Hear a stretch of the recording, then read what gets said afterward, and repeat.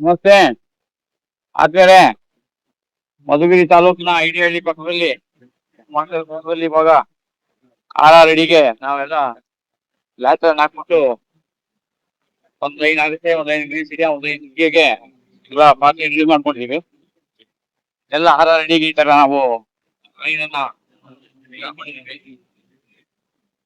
Line ಹೇಳ್ಕೊಂಡ್ಮೇಲೆ ಇವಾಗೆಲ್ಲ ನೀರು ಎಲ್ಲ ಚೆಕ್ ಮಾಡಿ ಆಗ್ತಾ ಇದೆ.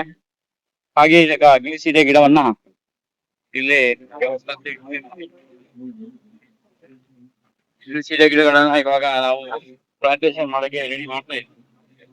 ಇಲ್ಲಿಗೆ ಗಾಡಿ ಬಂದ್ಮೇಲೆ ಇಲ್ಲಿ ಅನ್ಲೋಡ್ ಮಾಡ್ಕೊಂಡಿದ್ದೇವೆ. ಈಗ ಇವಾಗ ನಿಮ್ಗೆ ಕಾಣಿಸ್ತಾ ಇದೆ.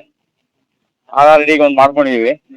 ಒಂದ್ ಲೈನ್ ಅಗಸೆ, ಒಂದ್ ಲೈನ್ ಗ್ರೀಸ್ ಇದೆ, ಒಂದ್ ಲೈನ್ ನುಗ್ಗೆ ಬಂದ್ಮೇಲೆ ಈ ಬೇಲಿಯಿಂದ ಈ ಬೇಲಿ ಎಲ್ಲ ಸ್ವಲ್ಪ ಎಲ್ಲ ಮೊದ್ಲೇ ಏನು ಪೇಪರ್ ಮರ ಗಿಡ ಎಲ್ಲ ಹಾಕಿ ಎಲ್ಲ ಹಾಕಿರೋದ್ರಿಂದ 15 ಅಡಿ ಇಲ್ಲ 15 ಅಡಿ ತೆಂಗಿನ ಗಿಡಗಳನ್ನ ನಾವು ಹಾಕೊಂಡು ಇದ್ದೀವಿ. ನೋಡಿ ಸುತ್ತಮುತ್ತ ಸಂಪೂರ್ಣ ಬಟ್ಟ ಬಯಲು, ಎಲ್ಲ ಬಿಸಿಲು ಗಾಲ ಆಗಿ ಎಲ್ಲ ಸರಿಯಾಗಿ ಮಳೆ ಇಲ್ದಾನೆ ಬಹುತೇಕ ಜನ ಕೃಷಿಯನ್ನ ಬಿಟ್ಟು ದೂರ ಇದ್ದಾರೆ. ಯಾರು ಜಮೀನ್ ಹತ್ರನೇ ಬರ್ತಾ ಇಲ್ಲ. ಮಳೆ ಬೆಳೆ ಬಿದ್ರೆ ಬರಲ್ಲ. ಬೀಳ್ತಾ ಇದೆ. ಕೇಂದ್ರ ಸರ್ಕಾರ ಆಗ್ಲಿ ರಾಜ್ಯ ಸರ್ಕಾರ ಆಗ್ಲಿ ಇದ್ರ ಬಗ್ಗೆ ಸ್ವಲ್ಪ ಯೋಚನೆ ಮಾಡ್ಬೇಕು.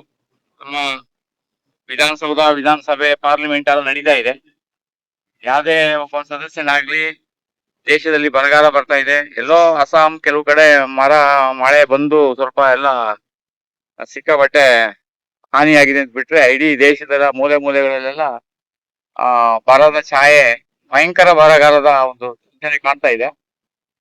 ಜನ ಮುಂದಿನ ಭವಿಷ್ಯದ ಬಗ್ಗೆ ಯೋಚನೆ ಮಾಡ್ಬೇಕು. ಅದಕ್ಕೆ ನಮ್ಮ ಪ್ರತಿನಿಧಿಗಳು ಪಾರ್ಲಿಮೆಂಟ್ ಅಲ್ಲಾಗ್ಲಿ ವಿಧಾನಸೌಧದಲ್ಲಾಗ್ಲಿ ಯಾರು ಇದ್ರ ಬಗ್ಗೆ ತಿಟ್ಟಿಗೆ ಬಿಟ್ಟು ಬಿಸ್ತಾ ಇಲ್ಲ. ಯಾಕೆಂತ ಹೇಳಿದ್ರೆ ಎಲ್ಲ ಅವ್ರವ್ರಿಗೆ ಮ್ಯಾಜಿಕ್ ನಂಬರು, ಅವರ ಅನುಕೂಲಗಳು, ಅವರ ಡಿ ಎ ಅವರ ಫ್ಯಾಮಿಲಿ, ಅವ್ರ ಕುಟುಂಬ ಮಾಡ್ತಾ ಇದ್ದಾರೆ ವಿನಃ ಸಾಮಾನ್ಯ ಜನರ ಬಗ್ಗೆ, ರೈತರ ಬಗ್ಗೆ ಯೋಚನೆ ಮಾಡ್ತಾ ಇಲ್ಲ. ಈಗ ಕಾವೇರಿ ನೀರಿನ ಬಗ್ಗೆ ಯಾರು ಯೋಚನೆ ಮಾಡ್ತಾ ಇಲ್ಲ. ಈಗ ಕಾವೇರಿ ನೀರಿನ ಬಗ್ಗೆ ನಮ್ ಜನರಿಗೆ ಯೋಚನೆ ಬರುತ್ತೆ ಯಾವಾಗ?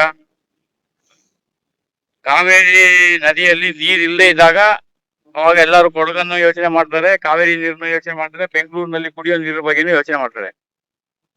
ಅದಕ್ಕೆ ಮೊದಲು ಯಾರು ಯೋಚನೆ ಮಾಡೋದಿಲ್ಲ. ತಮಿಳ್ನಾಡವರು ಏನೋ ಒಂದು ಒತ್ತಡ ಹಾಕ್ತಾರೆ, ನಮಗ್ ನೀರ್ ಬೇಕು, ಕಾನೂನು ಭಾಗದಲ್ಲಿ ನಮ್ಗೆ ನೀರ್ ಕೊಡಿ ಅಂತ ಅವ್ರು ಕೇಳ್ತಾರೆ. ಅವ್ರು ಕೇಳೋದು, ಅವ್ರ ಕಾನೂನು ಭಾಗದಲ್ಲಿ ಅವ್ರು ಕೇಳ್ತಾರೆ. ಇಲ್ಲಿ ನೀರ್ ಇದ್ರೆ ತಾನೇ ಬಿಡೋದು. ಇದಕ್ಕೆಲ್ಲ ನಾವ್ ಏನ್ ಮಾಡ್ಬೇಕು? ಅರಣ್ಯಗಳನ್ನೆಲ್ಲ ನಾಶ ಮಾಡಿ ಕೊಡಗಿನಂತೂ ವಿಪರೀತ ರೆಸಾರ್ಟ್ಗಳನ್ನೆಲ್ಲ ಮಾಡಿ ಅದನ್ನ ಕೊಡಗು ತರಾನೇ ಇಟ್ಟಿಲ್ಲ ಇವರು. ಎಲ್ಲ ಮಾರ್ಕೆಟಿಂಗ್ ಪ್ಲೇಸ್ ಮಾಡ್ಕೊಂಡು ಇಟ್ಬಿಟ್ಟಿದ್ದಾರೆ. 1990 ಈಚೆ ಕೊಡಗು ಅದು ಏನಾಗಿದೆ ಅಂತ ಹೇಳಲಿಕ್ಕೆ ದೊಡ್ಡ ಆಶ್ಚರ್ಯದ ರೀತಿಯಲ್ಲಿ ಬದಲಾವಣೆ ಆಗಿದೆ. ಆ ಬದಲಾವಣೆನೆ ಎಲ್ಲರೂ ಅಭಿವೃದ್ಧಿ ತಿಳ್ಕೊಂಡಿದ್ದಾರೆ. ಆದ್ರೆ ಅದು ಅವನತಿ, ಅದು ಅವಸಾನ ಅಂತ ಯಾರು ತಿಳ್ಕೊಂಡಿಲ್ಲ.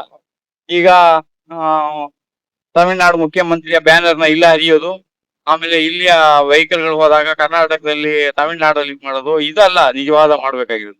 ಪರಿಸರ ಪ್ರಕೃತಿ ಎಲ್ಲರಿಗೂ ಸೇರ್ಬೇಕಾಗಿರುತ್ತೆ. ಅದರಿಂದ ಇದೆಲ್ಲರೂ ಈಗ ಮುನ್ನೆಚ್ಚರಿಕೆ ತಗೊಳ್ತಾ ಇದ್ರೆ ಮುಂದಿನ ದಿನಗಳಲ್ಲಿ ನಾವೆಲ್ಲರೂ ಸಾಮಾನ್ಯ ಜನರು ಬಹಳ ಕಷ್ಟ ಪಡ್ಬೇಕಾಗ್ತದೆ. ಅದು ಕೆಳಮಟ್ಟದಲ್ಲಿ ಇರೋರಿಗೆ ಏನೋ ಸರ್ಕಾರ ಏನೋ ಕೊಡ್ಬೋದು.